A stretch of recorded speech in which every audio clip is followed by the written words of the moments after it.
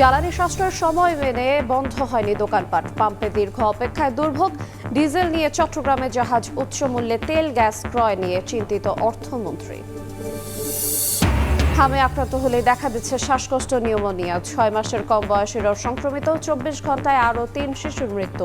হাসপাতালে রোগের চাপে বাড়ছে উদ্বেগ। জুলাই সনদ অক্ষরে অক্ষরে বাস্তবায়ন করবে বিএনপি, জানালেন চিফ হুইপ। গণভোটের রায় মেনে না নিলে সরকারের বিরুদ্ধে রাজপথে থাকার হুঁশিয়ারি বিরোধী দলের।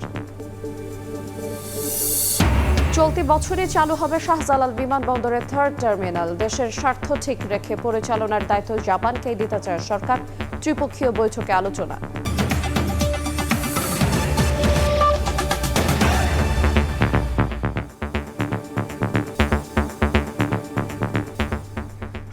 দেখছিলেন শিরোনাম। প্রবাসী সময়ের সঙ্গে আছে আইরিন আয়াত।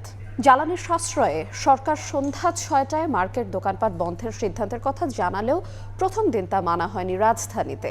নিউ মার্কেট সহ গুরুত্বপূর্ণ মার্কেটগুলোতে মালিক সমিতি থেকে নির্দেশনা না পাওয়ার কথা জানিয়েছেন ব্যবসায়ীরা। আর এদিকে সকাল 9টার পরিবর্তে বেলা 11টা থেকে রাত 8টা পর্যন্ত দোকান খোলা রাখতে সিদ্ধান্ত পুনর্বিবেচনা প্রধানমন্ত্রীর প্রতি অনুরোধ জানিয়েছে বাংলাদেশ দোকান মালিক সমিতি। বৃহস্পতিবার মন্ত্রিপরিষদের বৈঠকে জ্বালানি সাশ্রয়ে সন্ধ্যা 6টায় শপিং মল, দোকানপাট বন্ধের সিদ্ধান্ত নেওয়া হয়। তবে শুক্রবার সন্ধ্যার পর রাজধানীর বিভিন্ন মার্কেট ঘুরে দেখা গেছে মানা হয়নি সরকারি সিদ্ধান্ত। সন্ধ্যা 7টায় নিউ মার্কেট এলাকায় গিয়ে দেখা যায় খোলা রয়েছে সব দোকানপাট। ক্রেতা সমাগমে চলছে জমজমাট বেচাকেনা। খোলা আছে, করতেছে তো সবাই কেনাকাটা, কেউ তো অবজেকশন দিতেছে না। 6টার সময় বন্ধ করা অবভিয়াসলি এদের এটা প্রথম একটু সমস্যাই হবে। 6টা বাজে বন্ধ হইলে কোনো মার্কেটে বেচা কিনা হবে না, মার্কেটে ওরা 10-এ পড়ে যাবে। আসার সাথে সাথে মার্কেট একদম অফ। তারপর আমি রিকোয়েস্ট করে গিয়েছি, কিন্তু ভিতরে সব দোকানই বন্ধ। সরকার অবশ্যই সিদ্ধান্ত নিছে, ভালোর জন্যই তো নিছে। নতুন সরকার, দেখা যায় কি করা যায়। ব্যবসায়ীরা বলছেন সরকার কোনো সিদ্ধান্ত নিলে মানতে বাধ্য তারা, তবে মালিক সমিতির কোনো নির্দেশনা পাননি তারা। সামনে পহেলা বৈশাখ বিবেচনায় মার্কেট বন্ধের সময় রাত 8টা করার দাবি জানান অনেক ব্যবসায়ী। অ্যাকচুয়ালি আমাদের কাস্টমার ফ্লোটা 6টার পরেই বেশি হয়, তো এটা যদি 8টা পর্যন্ত করে সেটা আমাদের জন্য ভালো হয়। বিদ্যুৎ তো অনেক সেফ হবে, কারণ যেহেতু তেলের অবস্থা সারা পৃথিবীতে তেলের সংকট দেখা দিচ্ছে। সরকার যেটা সিদ্ধান্ত নিয়েছে ভালোর জন্য নিয়েছে, জনগণের জন্য ভালো, দেশের জন্য ভালো। সরকারের সিদ্ধান্তকে সমর্থন জানালেও মার্কেট রাত 8টা পর্যন্ত খোলা রাখার পক্ষেই যুক্তি দিচ্ছেন নিউ মার্কেট দোকান মালিক সমিতি। তবে প্রথম দিন না হলেও শনিবার থেকে সন্ধ্যা 6টার মধ্যেই দোকান বন্ধের পদক্ষেপ নেওয়া হবে বলেও জানানো হয়েছে। 6টার পরিবর্তে মিনিমাম 8টা পর্যন্ত হয়, তাহলে অন্তত আমরা ব্যবসাটা করতে পারবো। নতুবা ব্যবসা করা খুব কঠিন হবে এবং আমরা অপূরণীয় ক্ষতির সম্মুখীন হব। দোকানদারকে আমরা বলে রাখছি যে আগামীকালকে থেকে আমরা একটা মেসেজ পরিষ্কার করে দিব যে আপনারা এই টাইমটার ভিতরে বন্ধ করে দেবেন। যদি 3 মাস এভাবে কন্টিনিউ থাকে তাহলে আমার মনে হয় যে ক্রাইসিস আমরা কাটিয়ে উঠতে পারব। তবে রাত 8টার দিকেই দোকান বন্ধে মাইকিং করতে দেখা গেছে মালিক সমিতিকে। অনতিবিলম্বে দোকানপাট বন্ধ করার জন্য। আদনান তুর্য, সময় সংবাদ, ঢাকা। এদিকে ছুটির দিনেও রাজধানীর ফিলিং স্টেশনগুলোতে দীর্ঘ লাইন। 12 থেকে 13 ঘন্টা অপেক্ষার পর জ্বালানি তেল পান অনেকে। বাইক ও গাড়ি চালকদের অভিযোগ, অধিকাংশ পাম্প বন্ধ থাকায় অসহনীয় পর্যায়ে ঠেকেছে দুর্ভোগ। ফিলিং স্টেশন কর্তৃপক্ষ বলছে চাহিদা অনুযায়ী তেল না পাওয়ায় জটিলতা বাড়ছে।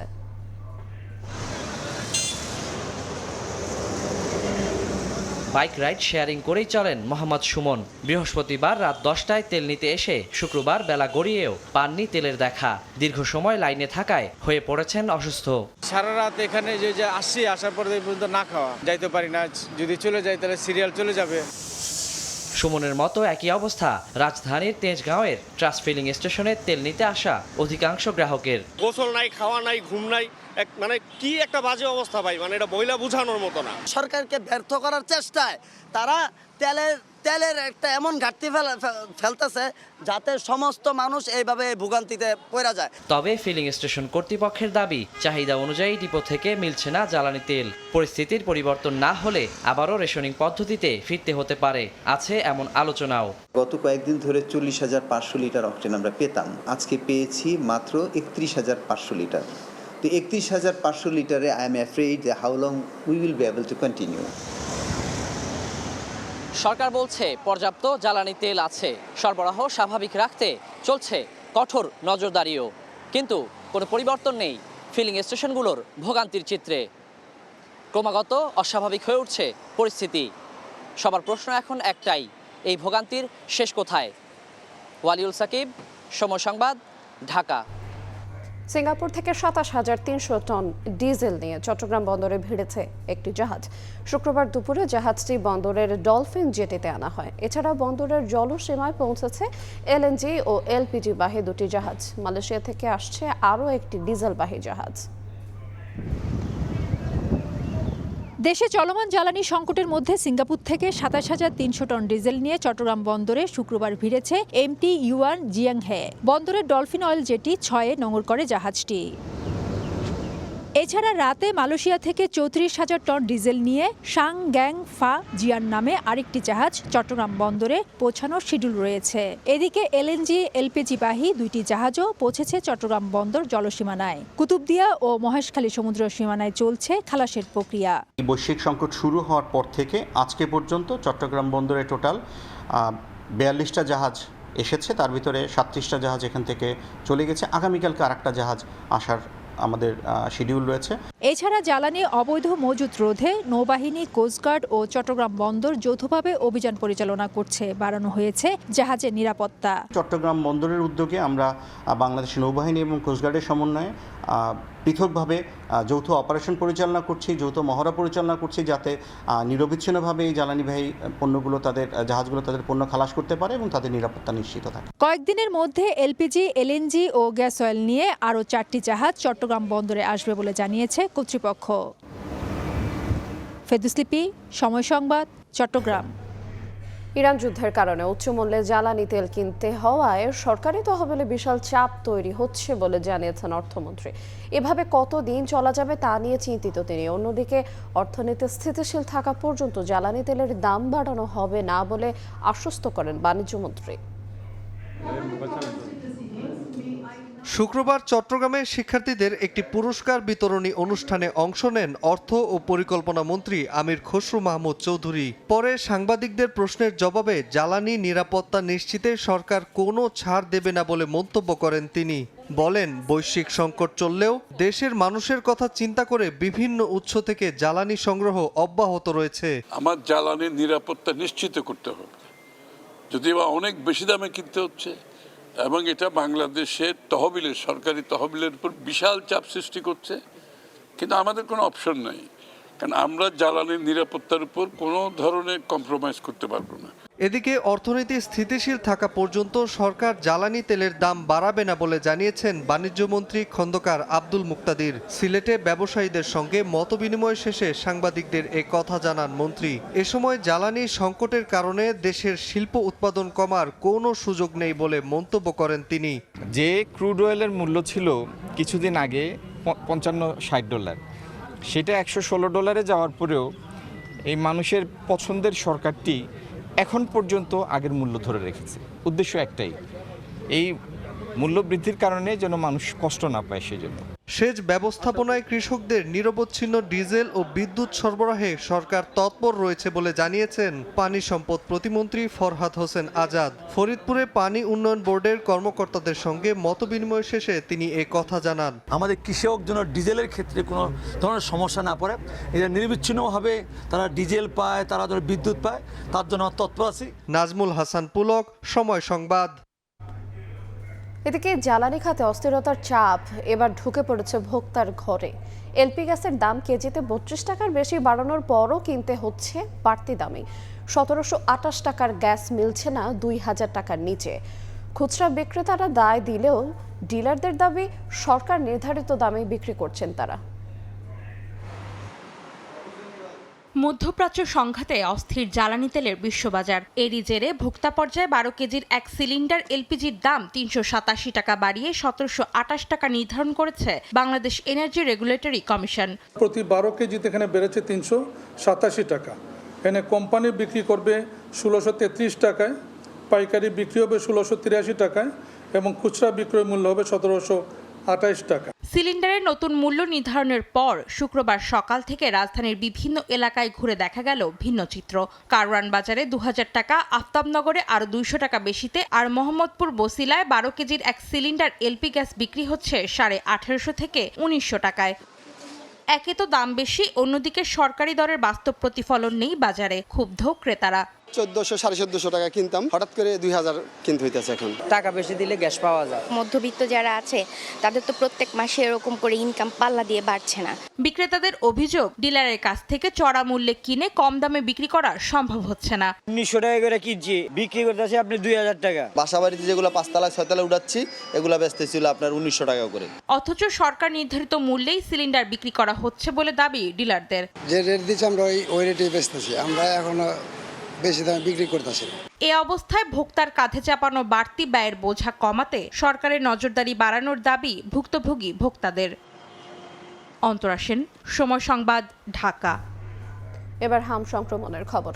হামে আক্রান্ত হলেই দেখা দিচ্ছে শ্বাসকষ্ট, নিউমোনিয়া, ডায়রিয়া। সংক্রমিত হচ্ছে 6 মাসের কম বয়সী শিশুরাও। এতে দুশ্চিন্তা বাড়ছে অভিভাবকদের। এদিকে 24 ঘন্টায় উপসর্গ নিয়ে হাসপাতালে ভর্তি হয়েছে প্রায় 1000 রোগী, আর মারা গেছে আরও 3 শিশু। মহামারী আকারে হাম ছড়িয়ে পড়া ঠেকাতে কঠোর স্বাস্থ্যবিধির পরামর্শ বিশেষজ্ঞের। দেশের সব জেলায় হামের প্রাদুর্ভাব ছড়িয়ে পড়ায় বাড়ছে উদ্বেগ, উৎকণ্ঠা। একদিনে দেশে হামের উপসর্গ নিয়ে হাসপাতালে ভর্তি হয়েছে 947 জন এবং নিশ্চিত হাম শনাক্ত হয়েছে 42 জনের। একই সময়ে হামের উপসর্গ নিয়ে মারা গেছে 3 শিশু। রাজধানীর হাসপাতালগুলোতে ভর্তি অধিকাংশ শিশুই হামের সঙ্গে সঙ্গে আক্রান্ত হচ্ছে নিউমোনিয়ায়। দেখা দিচ্ছে শ্বাসকষ্ট। এতে কষ্ট বাড়ছে শিশুদের। সেই সঙ্গে সঠিক তথ্য না জানায় হাসপাতাল ঘুরে অবস্থা আরও খারাপ হচ্ছে বলে জানান অভিভাবকরা। দেখলাম আমার বাচ্চা নিস্তেজ হয়ে যাইতেছে, তখন তাড়াতাড়ি করে আমি ঢাকায় আসি। প্রথম আসি ঢাকা শিশুতে, ওখানে বলে এখানে ভর্তি নেবে না। তারপরে আসলাম সরার দিতে, এখানেও রাখলো না। হাম হইলে বলে নিউমোনিয়া হয়ে যায়, সেটা তো আমরা জানি না। মানে এক্সরে করার পর দেখলাম যার নিউমোনিয়া হয়েছে। হামটা একটু কমছে, কিন্তু সাথে নিউমোনিয়াও হয়েছে। নিউমোনিয়া হওয়ার কারণে দুশ্চিন্তাটা একটু বেশি, একই সাথে 2টা রোগ। হামে নতুন করে আক্রান্ত হচ্ছে নবজাতক থেকে শুরু করে 6 মাসের কম বয়সী শিশুরাও। এতে আরও আতঙ্ক বাড়ছে অভিভাবকদের। 5 মাসের আগে কোনো বাচ্চার হামের টিকা নেওয়া যায় না, 6 মাস 7 মাসের পরে। তাহলে আমরা যে ভুগতেছি, এই বাচ্চাটা যদি কিছু হয়ে যায় তো এটা ট্রিটমেন্ট আমরা কোথা থেকে নিতাম? আমরা তো নিরুপায় যে বাচ্চাটা কি বাঁচবে কি বাঁচবে না। 3 মাসের বাচ্চা কোথাও ভর্তি না রাখে তাহলে আমরা কোথায় যাব? হামের দ্রুত ছড়িয়ে যাওয়াকে মহামারী উল্লেখ করে জনস্বাস্থ্য বিশেষজ্ঞরা বলছেন, শুধু টিকা কার্যক্রমে সীমাবদ্ধ থাকলে সংকট মোকাবেলা সহজ হবে না। প্রাদুর্ভাব কমাতে বেশ কিছু পরামর্শ এই বিশেষজ্ঞের। একই ওয়ার্ডে হাম এবং অন্যান্য রোগে আক্রান্তদের রাখা যাবে না, তাদের আলাদা ওয়ার্ডে দিতে হবে। এছাড়াও আমাদের দেখতে হবে যে ছোট বাচ্চাদের আমরা যাতে আর বাইরে না নেই, লোকের মধ্যে না নেই, কিংবা প্রয়োজনে শিশু শিক্ষা ক্লাস যেগুলো আছে বা এই ধরনের যে খুব ছোট বাচ্চা যেখানে যায়, কিংবা ডে কেয়ার সেন্টার, এগুলো প্রয়োজনে ওখানে না যেতে দেয়া, কেননা এগুলোর মাধ্যমে এটা ছড়াবে বেশি। স্বাস্থ্য অধিদপ্তর জানায়, চলতি বছরের 15 মার্চ থেকে হামের উপসর্গ নিয়ে হাসপাতালে ভর্তি হয়েছে 5792 এবং নিশ্চিত হাম শনাক্ত হয়েছে 771 জনের। একই সময়ে হামের উপসর্গ নিয়ে মৃত্যু হয়েছে 94 জনের। মনির হোসাইন, সময় সংবাদ, ঢাকা। এদিকে সারা দেশে বাড়ছে হাম আক্রান্তের সংখ্যা, দীর্ঘ হচ্ছে প্রাণহানির তালিকাও। 24 ঘন্টায় উপসর্গ নিয়ে আরও 3 শিশুর মৃত্যু হয়েছে। চিকিৎসকরা জানিয়েছেন, হামে আক্রান্ত শিশুদের নিউমোনিয়া, ডায়রিয়া ও চোখের সংক্রমণও দেখা দিচ্ছে। এতে বাড়ছে মৃত্যু ঝুঁকি। সারা দেশে দ্রুত ছড়াচ্ছে হাম, বাড়ছে উদ্বেগ। হাম আক্রান্ত 7 মাসের শিশু আয়ানকে নিয়ে গাজীপুরের মাওনা থেকে ময়মনসিংহ মেডিকেলে ছুটে আসেন মা সাজেদা আক্তার। জ্বর, শ্বাসকষ্ট, নিউমোনিয়ায় গুরুতর অসুস্থ ছেলেকে ভর্তি করেন হাম আইসোলেশন ওয়ার্ডে। নিউমোনিয়া এক সাইড নষ্ট করে লাইছে, হামের জ্বর থারতেছে না একদম। ময়মনসিংহে গত 24 ঘন্টায় হাম উপসর্গ নিয়ে এক শিশুর মৃত্যু হয়। এই নিয়ে গত 2 সপ্তাহে মৃতের সংখ্যা বেড়ে 6 জন। আইসোলেশন ওয়ার্ডে নতুন ভর্তি আরও 9 শিশু। বর্তমানে চিকিৎসাধীন 67 জন। প্রথমে ঠান্ডা ছিল, তারপর নাকি লাঞ্চে ইনফেকশন হয়েছে, অনেকটা সুস্থ, আর চিকিৎসা হয় না, আর কেন কোনোভাবেই হয় না। এখন স্যারে একটা মাংসের ভিতরে ইনজেকশন দিচ্ছে, একটু সুস্থ। রাজশাহী মেডিকেল কলেজ হাসপাতালে হামের উপসর্গ নিয়ে নতুন করে আরো 1 শিশু মারা গেছে। নতুন রোগী ভর্তি 12 জন। টাঙ্গাইল 250 শয্যা জেনারেল হাসপাতালে হামে আক্রান্ত চিকিৎসাধীন অবস্থায় মারা গেছে 8 মাসের শিশু। এছাড়া 8 দিন আগে হাম উপসর্গ নিয়ে কুষ্টিয়া মেডিকেলে ভর্তি শিশু আফরানের ও চাঁপাইনবাবগঞ্জে 2.5 বছরের শিশু মাসুদা খাতুনের মৃত্যু হয়েছে। লাল লাল এই বিছি বিছি উঠলে আবার শিশুতে নিয়ে আসছিলাম, তখন তখন শিশু ডাক্তার দেখে বলছে যে আপনার বাচ্চার হাম হয়েছে। হাম আইসোলেশনের কর্নার করছে, কিন্তু ওইখানে তো বেড পাওয়া যাচ্ছে না, তাই আমরা ওনার বাইরে আমরা স্থান নিয়েছি। চিকিৎসকরা বলছেন হাম উপসর্গ নিয়ে ভর্তি রোগীদের সবারই বয়স 1 বছরের কম। শিশুদের জ্বর, সর্দি, কাশি, পরে নিউমোনিয়া, ডায়রিয়া ও চোখে সংক্রমণও দেখা দিচ্ছে। মিজেলসের যে কমপ্লিকেশন যেগুলো, যেমন নিউমোনিয়া নিয়েই অধিকাংশ রোগী ভর্তি হচ্ছে। তার দ্রুত শ্বাস ফেলা, খাঁচা ভেঙে যাওয়া, খেতে না পারা ভর্তি হচ্ছে। সাথে সাথে কিছু বাচ্চা পাচ্ছি আমরা যারা ডায়রিয়া নিয়ে ভর্তি হচ্ছে। হাম রোগের বিভিন্ন উপসর্গ নিয়ে শুক্রবার খুলনা মেডিকেল কলেজ হাসপাতালে ভর্তি হয় 16 শিশু। এছাড়া উপজেলা হাসপাতালে ভর্তি আছে আরও 4 জন। দুশ্চিন্তা আর আতঙ্কে দিন কাটছে অভিভাবকদের। প্রথমে বাচ্চার গালে ঘা উঠছিল, জ্বর আসছিল, বাচ্চা খেতে চাচ্ছিল না। এছাড়া দেশের বিভিন্ন হাসপাতালে জ্বর, র্যাশ, কাশি ও চোখ দিয়ে পানি পড়ার উপসর্গ নিয়ে চিকিৎসা নিচ্ছেন কোমলমতি শিশুরা। তানজিল হাসনাত, সময় সংবাদ। ছুটির দিন সন্ধ্যায় সিনেমা হলে প্রধানমন্ত্রী তারেক রহমান সঙ্গে কন্যা জাইমা রহমান না জানিয়ে হাজির হন সীমান্ত সম্ভার সিনেপ্লেক্সে। সাধারণ দর্শকের মতো টিকিট কেটে সায়েন্স ফিকশন ধর্মী চলচ্চিত্র উপভোগ করেন সরকার প্রধান।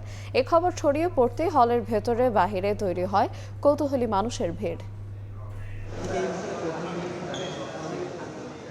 হল থেকে সিনেমা দেখে বের হচ্ছেন প্রধানমন্ত্রী তারেক রহমান, পাশে কন্যা জাইমা রহমান। বাইরে অপেক্ষায় থাকা উৎসুক দর্শকদের দিকে হাত নেড়ে সাড়া দিচ্ছেন সরকার প্রধান। সাধারণ দর্শকদের মতো রাষ্ট্রের প্রধান নির্বাহীর সিনেমা দেখে বের হওয়ার এই দৃশ্য বিরল এক মুহূর্ত। শুক্রবার সন্ধ্যায় হঠাৎ করে রাজধানীর ধানমন্ডি সীমান্ত সম্ভারে হাজির হন প্রধানমন্ত্রী। উদ্দেশ্য সিনেমা দেখা। হল কর্তৃপক্ষ আগে থেকে কিছুই জানত না, ছিল না কোনো বিশেষ প্রোটোকল। সাধারণ নাগরিকের মতো টিকিট কেটে হলে প্রবেশ করেন তারেক রহমান। উপভোগ করেন সায়েন্স ফিকশন চলচ্চিত্র প্রজেক্ট হেইল মেরি। উনি আসলে হঠাৎ করে আমি জানতে পারি উনি আসবে, আমরা জানতাম না। যখনই আসছে তখনই জানতে পারলাম উনি আমাদের প্রজেক্ট যে হেইল মেরি ওই মুভিটা দেখছে এবং সাধারণ জনগণ সবার সাথে একসাথে বসে একই কাতারে বসে দেখছে মুভি। খবর ছড়িয়ে পড়তেই হলের বাইরে ভিড় করেন অসংখ্য দর্শক। ভেতরে থাকা দর্শকরাও হন বিস্মিত।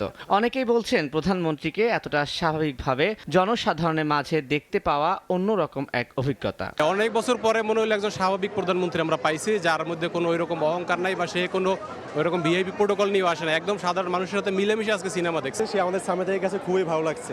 সত্যি তাকে এত কাছ থেকে দেখে খুব আনন্দিত।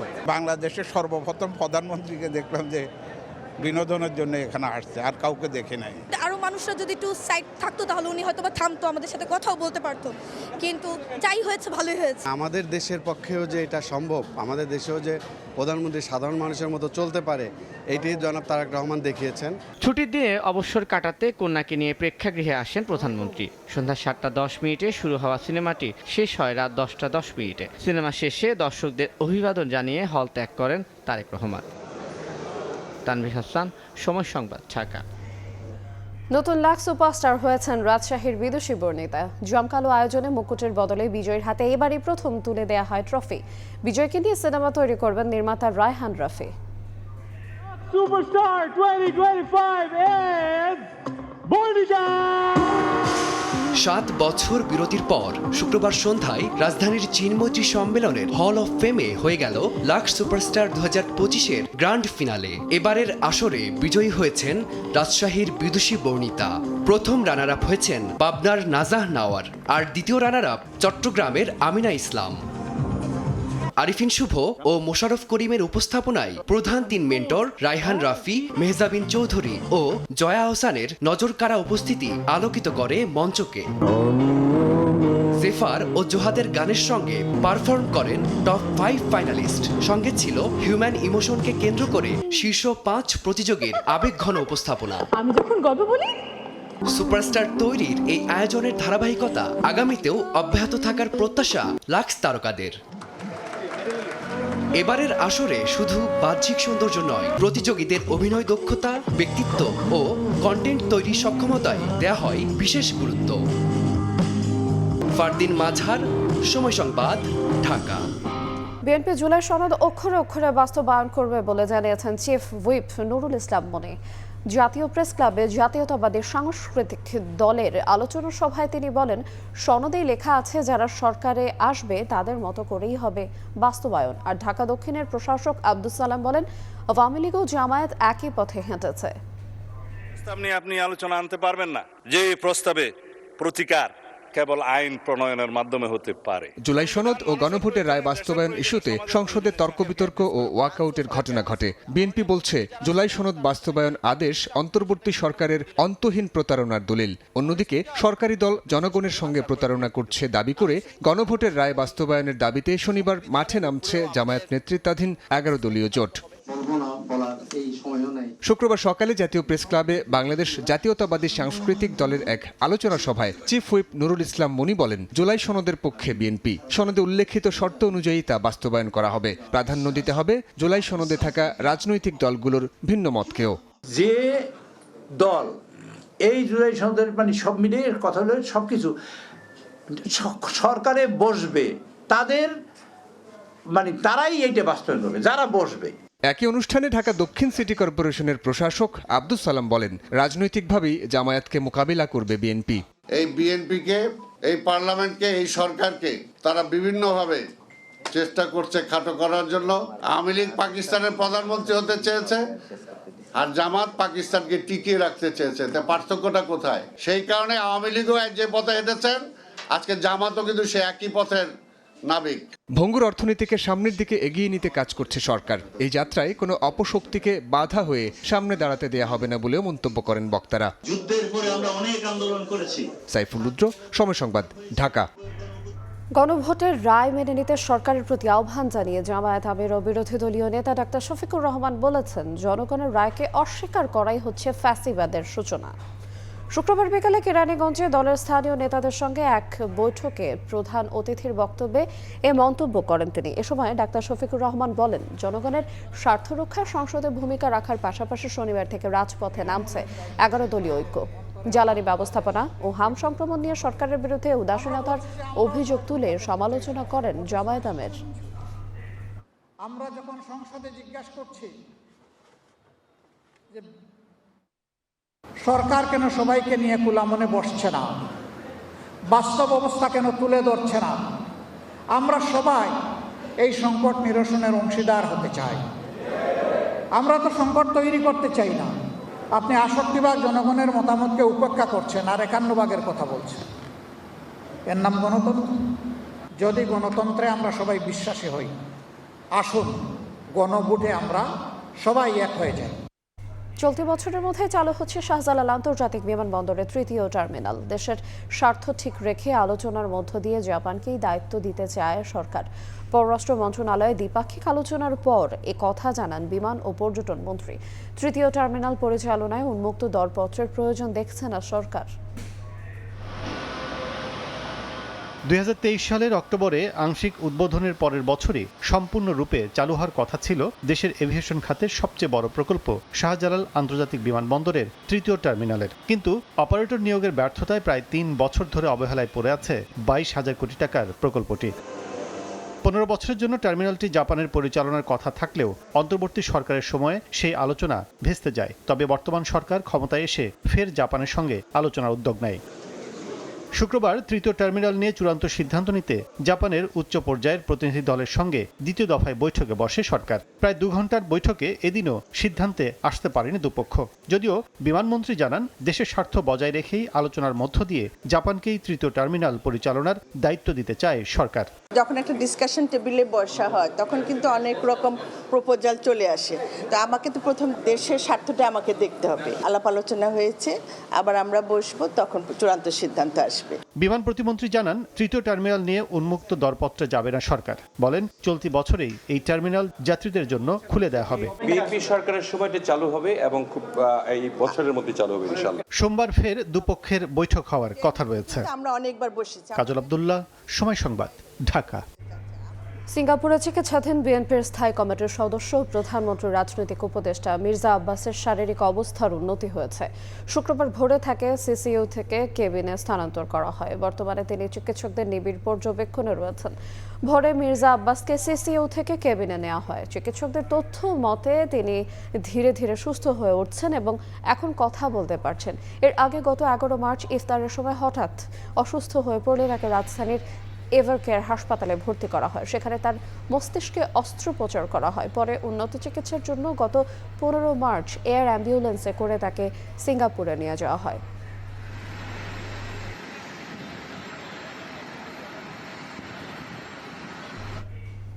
ফ্লাইট জটিলতার কারণে 1 মাস পর দেশে পৌঁছাল মধ্যপ্রাচ্যের সংঘাতে নিহত বাংলাদেশি SM তারেকের মরদেহ। শুক্রবার সন্ধ্যা 6:45 গালফ এয়ারের একটি ফ্লাইটে শাহজালাল বিমানবন্দরে পৌঁছে মরদেহ লাশ গ্রহণ করেন প্রবাসী কল্যাণমন্ত্রী, প্রতিমন্ত্রী এবং পররাষ্ট্র প্রতিমন্ত্রী। তারা জানান, সংঘাতে নিহত বাকি বাংলাদেশিদের মরদেহ আনার প্রক্রিয়া চলছে। কফিনে নিথর দেহটি রেমিটেন্স যোদ্ধা SM তারেকের। পরিবারের ঘানি টানতে দীর্ঘ 17 বছর মধ্যপ্রাচ্যের দেশ বাহরাইনে শ্রমিক হিসেবে কাজ করেছেন। যুক্তরাষ্ট্র ইসরায়েলের সঙ্গে ইরানের সংঘাতে জোড়া ক্ষেপণাস্ত্রের ধ্বংসাবশেষে প্রাণ হারান তিনি। মধ্যপ্রাচ্যের সংঘাতে প্রথম বাংলাদেশি হিসেবে প্রাণ হারালেও ফ্লাইট জটিলতায় দীর্ঘ 1 মাস পর দেশে আনা হলো SM তারেকের মরদেহ। শুক্রবার সন্ধ্যায় গালফ এয়ারের একটি ফ্লাইটে শাহজালাল আন্তর্জাতিক বিমানবন্দরে পৌঁছে তার মরদেহ লাশ গ্রহণ করেন প্রবাসী কল্যাণ ও বৈদেশিক কর্মসংস্থান মন্ত্রী, প্রতিমন্ত্রী এবং পররাষ্ট্র প্রতিমন্ত্রী। পরে প্রবাসী কল্যাণ মন্ত্রী আরিফুল হক চৌধুরী জানান, প্রবাসে নিহতদের মরদেহের দাফন ও পরিবহনের জন্য 35,000 টাকা নগদ দেওয়া হচ্ছে। এছাড়া বিশেষ অনুদান 50,000 ও পরে 3 এবং 10 লাখ টাকা বিমা বাবদ দেয়া হবে। লাশ পরিবহন এবং দাফন করার জন্য 35,000 টাকা আর আমাদের বিশেষ অনুদান এই মাত্র 50,000 টাকা দেওয়া যাবে। প্রতিমন্ত্রী নুরুল হক নূর জানান, মালয়েশিয়ার শ্রমবাজার স্বাভাবিক করতে বাংলাদেশের প্রতিনিধি দল মালয়েশিয়া যাবেন। মধ্যপ্রাচ্যে যারা অবস্থান করছেন তাদের নিরাপত্তা নিশ্চিত করতে দূতাবাস কাজ করছে জানিয়ে পররাষ্ট্র প্রতিমন্ত্রী শামা ওবায়েদ জানান, অবৈধ মানব পাচার চক্রের ফাঁদে যারা আটকা পড়েছেন তাদের উদ্ধার করে ফেরত আনা হবে। আমাদের শ্রমবাজার দীর্ঘদিন ধরে যেটা মধ্যপ্রাচ্য কেন্দ্রিক ছিল, এখন আমরা সেটাকে ডাইভার্সিফাই করে আমরা বিভিন্ন দেশে, বিশেষ করে আগামী 8 এপ্রিল আমাদের মন্ত্রী পর্যায়ের মালয়েশিয়ার শ্রমবাজার ওপেন করার জন্য একটা মিটিং হবে, থাইল্যান্ডের একটা মিটিং হবে। গ্রিসে কিছু হসপিটালে আছে এবং কিছু ক্যাম্পে আছে, তাদেরকে আমরা কিভাবে ফেরত আনবো, পররাষ্ট্র মন্ত্রণালয় কিন্তু সেই কাজটা চালিয়ে যাচ্ছে। যারা এই অনৈতিক অবৈধ কাজগুলো করছে, এই ক্রাইমগুলো কমিট করছে, তাদেরকে আমাদের ধরতে হবে যৌথভাবে। SM তারেকের বাড়ি চট্টগ্রামের সন্দ্বীপে। মধ্যপ্রাচ্যে সাম্প্রতিক সংঘাতে এখন পর্যন্ত 6 বাংলাদেশি নিহত হয়েছেন। তাদের মধ্যে 3 জনের মরদেহ দেশে আনা হয়েছে। শফিকুজ্জামান রুবেল, সময় সংবাদ, ঢাকা। বগুড়ায় বাজার সমিতির নির্বাচনে প্রার্থী হওয়ায় কাঁচামাল ব্যবসায়ীকে প্রকাশ্যে তুলে নিয়ে হাত পায়ের রক কেটে হত্যার অভিযোগ উঠেছে। সিসিটিভি ফুটেজে ধরা পড়েছে অপহরণের বিষয়টি। এই ঘটনায় 4 জনকে গ্রেফতার করা হয়েছে।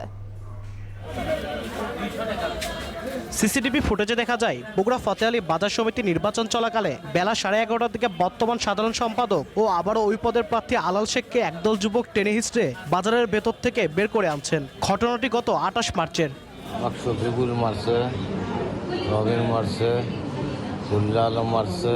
পরিবারের দাবি, আলালকে মোটরসাইকেলে তুলে নিয়ে যাওয়া হয় শহরের মালগ্রাম ডাতলা এলাকার একটি নির্জন বাগানে। সেখানে হাত পা বেঁধে বস্তায় তুলে প্রথমে লাঠি ও ধারালো অস্ত্র দিয়ে মারধর করা হয় আলালকে। পরে তার পায়ের ও হাতের রক কেটে দেয় অপহরণকারীরা। বাজার সমিতি নির্বাচনে প্রার্থী হওয়ার জেরে এই হত্যাকাণ্ডের অভিযোগ স্বজনদের। শফিকুল জিল্লাল ফুল্লা ভোট করে বেড়াচ্ছে, আপনারা আমার ভাই হত্যার বিচার করে দেন। আমি ওনার ফাঁসি চাই, আমার স্বামী হত্যার বিচার চাই, ফাঁসি চাই।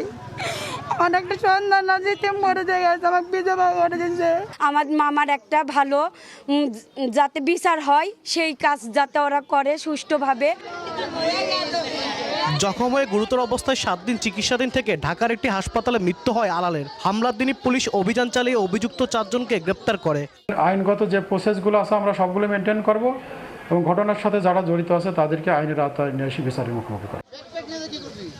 এ ঘটনায় নিহতের বাবা সিদ্দিকুর রহমান 28 জনকে আসামি করে মামলা করেন। আলাল শহর যুবলীগের সাবেক যুগ্ম সাধারণ সম্পাদক ছিলেন। আব্দুল আউয়াল, সময় সংবাদ, বগুড়া। এদিকে খিলগাঁওয়ের তিলপাপাড়ায় একটি বাসা থেকে মা ছেলের মরদেহ উদ্ধার করেছে পুলিশ।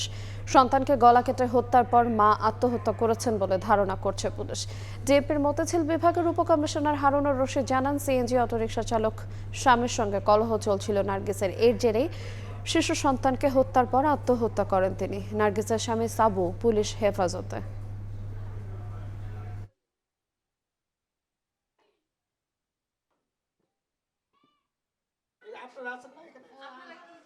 শিশু সন্তান আছে 5 বছর বয়সী, তার নাম মাহি। তার গলা ধারালো ছুরিতে কাটা আছে, পাশেই ছুরিটা ছিল।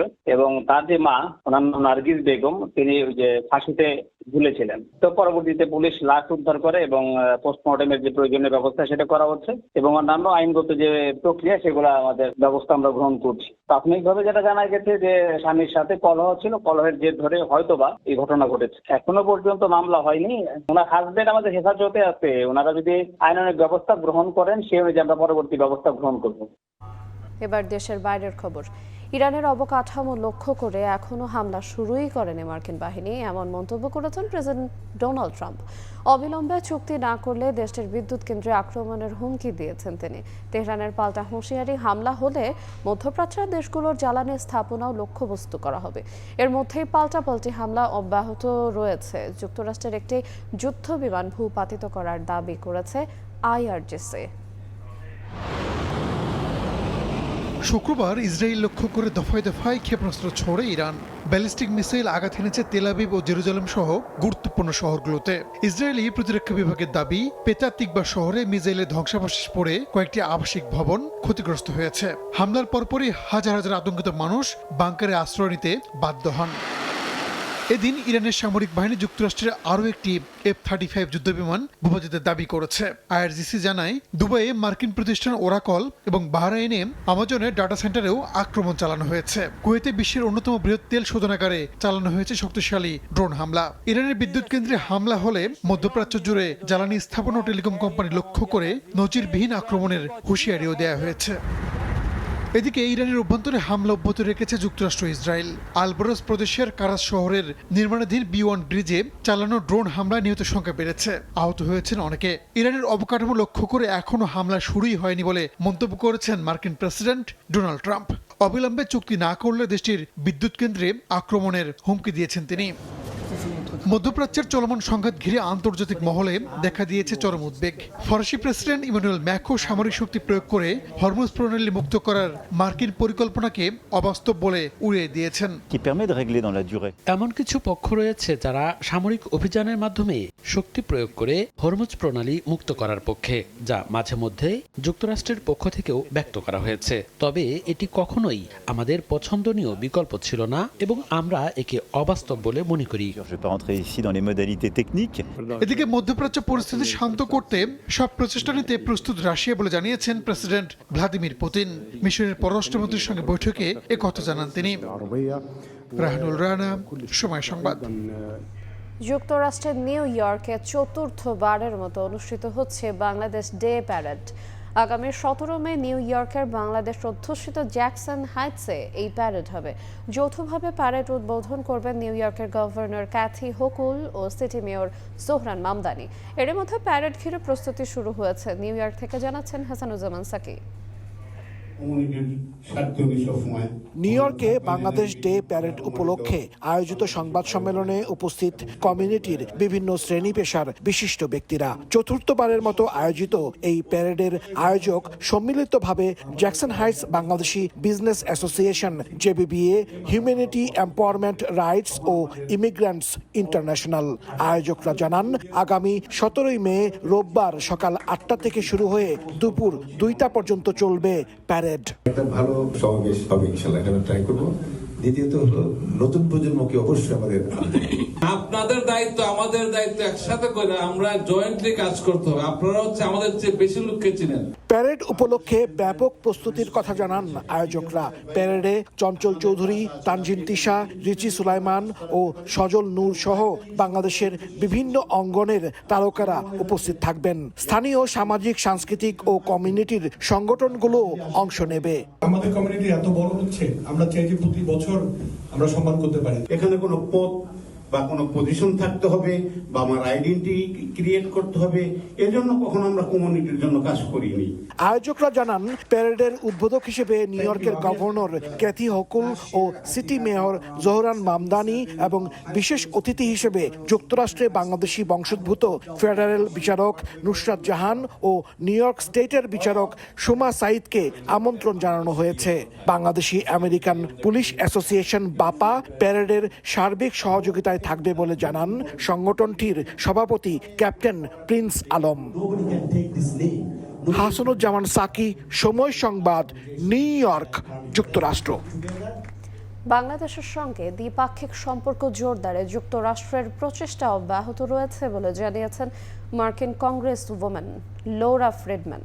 যুক্তরাষ্ট্রের লস অ্যাঞ্জেলেসে বাংলাদেশের মহান স্বাধীনতা দিবসের অনুষ্ঠানে যোগ দিয়ে কথা জানান তিনি।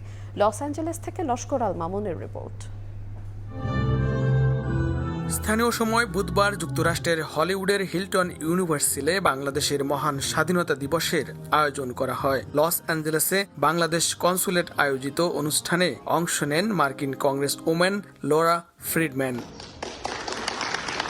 এদিন বাংলাদেশ যুক্তরাষ্ট্র উভয় দেশের জনগণের স্বার্থে পারস্পরিক সুবিধার ক্ষেত্রে যুক্তরাষ্ট্রের ভূমিকা অত্যন্ত ইতিবাচক বলে জানান তিনি। দুদেশের দীর্ঘদিনের অংশীদারিত্ব এবং দ্বিপক্ষীয় সম্পর্ক আরও মজবুত করতে যুক্তরাষ্ট্রের চলমান কার্যক্রমের উপর গুরুত্ব আরোপ করেন লরা।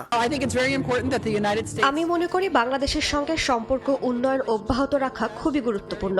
বাংলাদেশ যুক্তরাষ্ট্রের জন্য গুরুত্বপূর্ণ অংশীদার। পারস্পরিক স্বার্থে এই সম্পর্ক আরও শক্তিশালী ও সম্প্রসারিত করার বিষয়ে আমি প্রতিশ্রুতিবদ্ধ।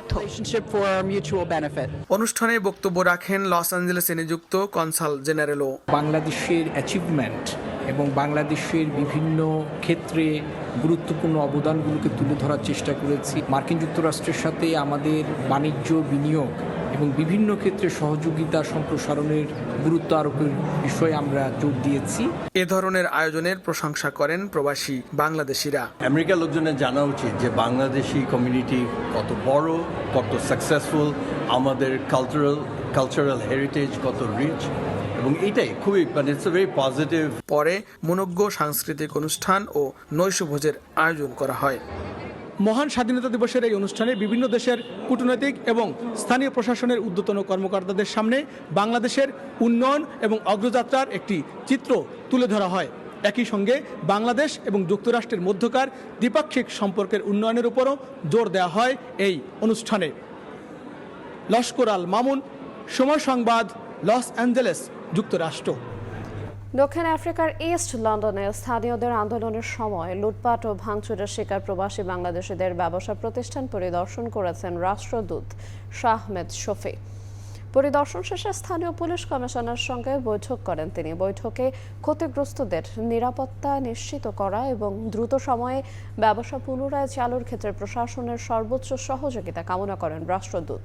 প্রবাসী ব্যবসায়ীদের দ্রুত স্বাভাবিক অবস্থায় ফিরতে সহযোগিতার আশ্বাস দেন পুলিশ কমিশনার।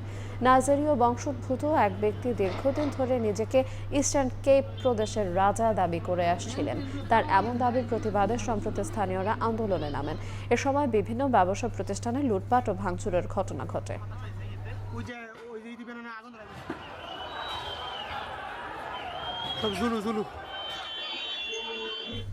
দ্বিতীয়বারের মতো পর্তুগালের পার্লামেন্টে পাস হলো নতুন নাগরিকত্ব আইন। এর আগে গত বছর আইনটি পাস হলেও সাংবিধানিক আদালতের আপত্তিতে তা আটকে গিয়েছিল। এবার প্রেসিডেন্ট সই করলে কার্যকর হবে নাগরিকত্ব পাওয়ার ক্ষেত্রে 10 বছর বসবাসের বাধ্যবাধকতা ও নানা কঠোর শর্ত। লিসবন থেকে তারিকুল হাসান আশিকের রিপোর্টে বিস্তারিত। পর্তুগাল পার্লামেন্টের 1 এপ্রিলের অধিবেশনে নতুন নাগরিকত্ব আইনটি ছিল আলোচনার কেন্দ্রবিন্দু। অধিবেশনে উপস্থিত 216 জন এমপির মধ্যে ক্ষমতাসীন সোশ্যাল ডেমোক্র্যাট, সেগা, ইনিশিয়েটিভ লিবারেল এবং সিডিএসপিপির 151 জন এমপি ভোট দেন নতুন আইনের পক্ষে। সোশ্যালিস্ট পার্টি, লিভরে সহ অন্যান্য 65 জন এমপি আইনটির বিপক্ষে ভোট দিলেও সংখ্যাগরিষ্ঠতার ভিত্তিতে পার্লামেন্টে অনুমোদন পায় আইনটি। পার্লামেন্টে আইনটি পাশ হওয়ার পরপরই হতাশা লক্ষ্য করা যায় দেশটিতে বসবাসরত ও নাগরিকত্ব আবেদনের অপেক্ষায় থাকা লাখো অভিবাসীদের মধ্যে। এর আগে গত অক্টোবরে বিলটি পার্লামেন্টে পাশ হলেও প্রেসিডেন্ট সেটি সই না করে সাংবিধানিক আদালতে পাঠিয়েছিলেন। এতে অভিবাসীদের মনে কিছুটা স্বস্তি ফিরলেও এবার সে আশা ক্ষীণ হয়ে আসছে। অভিবাসন ইস্যুতে সরকারের একের পর এক নেতিবাচক পদক্ষেপে চিন্তার ভাঁজ পর্তুগাল প্রবাসী বাংলাদেশিদের মধ্যেও। এবার তারা পার্মানেন্টলি পাশ করে ফেলেছে, এখন শুধু রাষ্ট্রপতির সাইনের অপেক্ষায় আছে। এটা আমাদের জন্য খুবই দুঃসংবাদ। আমরা অনেক আশা নিয়ে আসছিলাম যে এখানে 5 বছরে আমরা পাসপোর্ট পাবো এই আশায়, কিন্তু বর্তমান সরকার বা বর্তমান বিরোধী দল আবার পুনরায় 10 বছরের জন্য আবেদন করছে এবং এটাই বলবৎ হবে। এখন দুঃখজনক 5 বছরের পাসপোর্ট 10 বছরে নেওয়ার কারণে আসলে আমরা যারা এই দেশে আছি ফরেনাররা তাদের জন্য হতাশামূলক হয়ে দাঁড়িয়েছে। বর্তমানে পর্তুগালে 5 বছর বৈধভাবে বসবাসের পর নির্দিষ্ট কিছু শর্ত মেনে নাগরিকত্বের আবেদন করা যায়। তবে নতুন আইন কার্যকর হলে এই সময়সীমা দ্বিগুণ হয়ে দাঁড়াবে 10 বছরে। পাশাপাশি নাগরিকত্বের জন্য পূরণ করতে হবে আরো কঠিন কিছু শর্ত। এছাড়া নির্দিষ্ট মেয়াদে সাজাপ্রাপ্ত হলে বাতিল হবে অভিবাসীদের জাতীয়তা। প্রয়োজনীয় পরিবর্তন ও সংশোধন এনে সংসদে আইনটি পাশ করায় তাতে রাষ্ট্রপতি দ্রুতই স্বাক্ষর করবেন বলে মনে করছে আইনটির পক্ষে ভোট দেয়া রাজনৈতিক দলগুলো। তাই খুব অল্প সময়ের মধ্যেই কার্যকর হতে যাচ্ছে নতুন ন্যাশনালিটি ল, যাদের প্রয়োজনীয় প্রস্তুতি রয়েছে এবং 5 বছরের বেশি অতিক্রম করেছেন পর্তুগালে, তাদের দ্রুতই নাগরিকত্ব আবেদনের পরামর্শ অভিবাসন সংশ্লিষ্টদের। তারিকুল হাসান আশিক, সময় সংবাদ, লিসবন, পর্তুগাল। আয়ারল্যান্ডে মাছ ধরতে গিয়ে 2 ভাইয়ের মর্মান্তিক মৃত্যু হয়েছে। এক ভাইকে বাঁচাতে গিয়ে অপর ভাইও সমুদ্রে ডুবে যান। মঙ্গলবার স্থানীয় সময় দুপুরে দেশটির কাউন্টি ক্লিয়ারের ডুনবেগ এলাকায় মর্মান্তিক এই ঘটনা ঘটে। সৈয়দ জুয়েলের রিপোর্টে বিস্তারিত। যুদ্ধবিধ্বস্ত আফগানিস্তান ছেড়ে নতুন জীবনের আশায় প্রায় 1 দশক আগে আয়ারল্যান্ডে পাড়ি জমান 2 ভাই কঠোর পরিশ্রমে ট্যাক্সি ও রেস্টুরেন্ট ব্যবসার মাধ্যমে গড়ে তুলেছিলেন সচ্ছল জীবন। অবসর পেলেই শখের বশে মাছ ধরতে যেতেন, কিন্তু সেই শখই শেষ পর্যন্ত তাদের জীবনের কাল হয়ে দাঁড়ায়। মঙ্গলবার স্থানীয় সময় দুপুরের দিকে ডুনবেগ এলাকায় পাথরের উপর দাঁড়িয়ে মাছ ধরছিলেন তারা। হঠাৎ বৈরী আবহাওয়ার মধ্যে শক্তিশালী ঢেউ এসে আঘাত হানে। মুহূর্তের মধ্যেই এক ভাই পাথর থেকে নিচে পড়ে যান। তাকে বাঁচাতে ঝাঁপিয়ে পড়েন অপর ভাই, কিন্তু পরের ঢেউ আর কাউকেই ফিরে আসার সুযোগ দেয়নি। দুজনেই তলিয়ে যান উত্তাল সাগরে। 20 ও 30 বছর বয়সী সালাউদ্দিন সাফি এবং তাজউদ্দিন সাফির সঙ্গে আরো 3 জন সেখানে উপস্থিত ছিলেন। তারা দ্রুত কোস্টগার্ডকে খবর দিলে উদ্ধার অভিযানে নামে হেলিকপ্টার ও আরামদ্বীপের লাইফ বোট ইউনিট। এ নিয়ে 15 জনের প্রাণ গেছে এই ডুনবেগে। ঘণ্টাখানেক চেষ্টার পর বিকেল 4টার দিকে উদ্ধার করা হয় 2 ভাইয়ের মরদেহ। এই দুর্ঘটনার পর স্থানীয় প্রশাসনের পক্ষ থেকে সতর্ক বার্তা বাড়ানোর দাবি উঠেছে। লিমেরিক সিটি কাউন্সিলের বাংলাদেশি কাউন্সিলর আজাদ তালুকদার জানিয়েছেন, দুর্ঘটনা প্রবণ এই এলাকাগুলোতে সতর্ক বার্তা ও সাইনবোর্ড স্থাপন জরুরি। পাশাপাশি মাছ ধরতে যাওয়া সবাইকে লাইফ জ্যাকেট সহ প্রয়োজনীয় নিরাপত্তা সরঞ্জাম ব্যবহারের পরামর্শ দেওয়া হয়েছে। সামারের যে সময়টা আসতেছে, এই সময় আসলে অনেক বাংলাদেশিরাও মাছ ধরতে যায় এবং আমি আশা করব যারাই যেখানেই মাছ ধরুক আয়ারল্যান্ডের যে কোনো প্রান্তেই সাগরের যে কোনো জায়গায় তারা যাতে সেই দিনের ওয়েদার খবরটা যাতে রেখে তারপর যাতে তারা মাছ ধরতে যায়। এই মর্মান্তিক ঘটনায় লিমেরিকের আফগান কমিউনিটিতে নেমে এসেছে শোকের ছায়া। একই সঙ্গে স্থানীয় আইরিশ সম্প্রদায়ের মধ্যেও দেখা গেছে গভীর শোক ও সহমর্মিতা। আমি কি বলবো বুঝতে পারছি না। পুরো কমিউনিটি ভেঙে পড়েছে, শোক প্রকাশ করার ভাষা নেই। আমরা তাদের মরদেহ ফেরত পাওয়ার অপেক্ষায় আছি। কেউই ঘটনাটি বিশ্বাস করতে পারছে না। ডুনবেগ এলাকার এই উপকূল হঠাৎ ও তীব্র ঢেউয়ের জন্য আগে থেকেই পরিচিত। সতর্ক বার্তা অবলম্বন না করলে এমন দুর্ঘটনার ঝুঁকি থেকেই যায়। আর এই ঘটনা সেই বাস্তবতাকেই আবারও সামনে নিয়ে এলো। কখনো কখনো ছোট ছোট শখ পরিবারের অন্য সদস্যদের জন্য নিয়ে আসে কান্নার অঝোর ঝাড়া। এরকম অপমৃত্যু আমাদের কারোরই কাম্য নয়। হাজারো স্বপ্নে বোনা এই জীবনটা যেন একটু অসতর্কতায় তলিয়ে না যায় সমুদ্র ঢেউয়ে। আয়ারল্যান্ড থেকে সৈয়দ জুয়েল, সময় সংবাদ। এবার খেলার খবর। বিশ্বের দীর্ঘতম সমুদ্র সৈকতকে কেন্দ্র করে কক্সবাজারে বিশ্বমানের স্পোর্টস হাব গড়ে তুলতে চায় সরকার। এই লক্ষ্যে ফুটবল, ক্রিকেট প্র্যাকটিস গ্রাউন্ড সহ স্পোর্টস ভিলেজ গড়ে তোলা হবে, এমনটা জানিয়েছেন ক্রীড়া প্রতিমন্ত্রী মোহাম্মদ ফরাজের ক্যামেরায় বিস্তারিত জানাচ্ছেন Sujauddin Rubel. Beach football, beach cricket, beach volleyball কিংবা সার্ফিং, বছর জুড়ে পর্যটন নগরী কক্সবাজার মেতে থাকে ক্রীড়া উৎসবে। এখানে আছে একটি আন্তর্জাতিক মানের ক্রিকেট স্টেডিয়াম ও জেলা স্টেডিয়াম। বিশেষ নজর দিলে এই স্থানই হতে পারে দেশের ক্রীড়া হাব।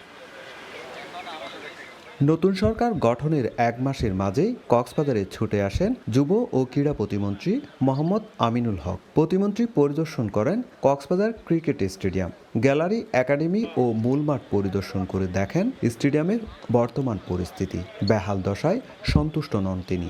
স্টেডিয়াম ঘিরে কক্সবাজারে বিশ্বমানের স্পোর্টস ট্যুরিজম কেন্দ্র গড়ার পরিকল্পনার কথা জানান প্রতিমন্ত্রী। আমরা একটি স্পোর্টস কমপ্লেক্স বা স্পোর্টস ভিলেজ বলি কিংবা স্পোর্টস ট্যুরিজমের জন্য আমাদের যে সুযোগ সুবিধাগুলো দরকার আমরা এটি আলোচনার মাধ্যমে ইনশাল্লাহ নতুনভাবে এটাকে শুরু করতে চাই। কক্সবাজারের যে ট্যুরিজমের যে স্পটটি সেটি শুধু বাংলাদেশ না, সারা বিশ্বেই অত্যন্ত প্রসিদ্ধ একটি জায়গা আমাদের কক্সবাজার। সেটিকে আমরা স্পোর্টস ট্যুরিজমের মাধ্যমে কিভাবে কাজে লাগিয়ে এখানে গ্যালারি ছাড়াও মাঠে কিংবা গ্রাসের ভিতরে বসে শুয়ে আমরা দেখেছি যে অনেকেই খেলা উপভোগ করেন। সো যেহেতু কক্সবাজার এমন একটি সুন্দর জায়গা, সেইটার আদলে আমরা এই ধরনের কিছু করতে পারি কিনা সেটি আমাদের পরিকল্পনায় ডেফিনেটলি থাকবে। এর আগে যান কক্সবাজার জেলা স্টেডিয়ামে। সেখানকার নাজুক অবস্থা সরজমিনে দেখে দর্শকদের সতর্ক থাকার আহ্বান জানিয়ে দ্রুত সংস্কারের নির্দেশ দেন যুব ও ক্রীড়া প্রতিমন্ত্রী। 64টা জেলায় আমাদের নতুন করে স্পোর্টস কর্মসূচি উদ্বোধন করবেন আমাদের মাননীয় প্রধানমন্ত্রী। সো কক্সবাজার জেলা স্টেডিয়ামটিও আমরা সংস্কারের জন্য ইতিমধ্যে আমাদের এনএসসিকে নির্দেশনা দেওয়া হয়েছে। আমরা খেলাধুলাকে তৃণমূল পর্যায়ে ছড়িয়ে দেওয়ার জন্য আমি আপনাদের যেমন সহযোগিতা চাই, আমি চাই যে আমাদের তরুণ প্রজন্ম, ভবিষ্যৎ প্রজন্ম তারাও যাতে খুশি হয়ে উৎফুল্লভাবে যাতে উৎসাহিত হয়ে যাতে প্রত্যেকটি খেলায় অংশগ্রহণ করে এবং আমাদের এই মাঠের সংস্কারের জন্য আমাদের যা যা করণীয় রয়েছে আমরা সর্বোচ্চটুকু করব। স্টেডিয়াম পরিদর্শনের সময় প্রতিমন্ত্রীর সঙ্গে ছিলেন কক্সবাজার 3 আসনের সংসদ সদস্য লুৎফর রহমান কাজল, জেলা প্রশাসক এবং জেলা ক্রীড়া সংস্থার কর্মকর্তারা। সুজাউদ্দিন রুবেল, সময় সংবাদ, কক্সবাজার। প্রবাসের সময় এ পর্যায়ে শীর্ষ সংবাদগুলো জানিয়ে দেব আরেকবার। জ্বালানি সাশ্রয়ের সময় মেনে বন্ধ হয়নি দোকানপাট, পাম্পে দীর্ঘ অপেক্ষায় দুর্ভোগ, ডিজেল নিয়ে চট্টগ্রামে জাহাজ, উচ্চ মূল্যে তেল গ্যাস ক্রয়ে চিন্তিত অর্থমন্ত্রী। হামে আক্রান্ত হলে দেখা দিচ্ছে শ্বাসকষ্ট, নিউমোনিয়া, 6 মাসের কম বয়সেরা সংক্রমিত, 24 ঘন্টায় আরও 3 শিশুর মৃত্যু, হাসপাতালে রোগীর চাপে বাড়ছে উদ্বেগ।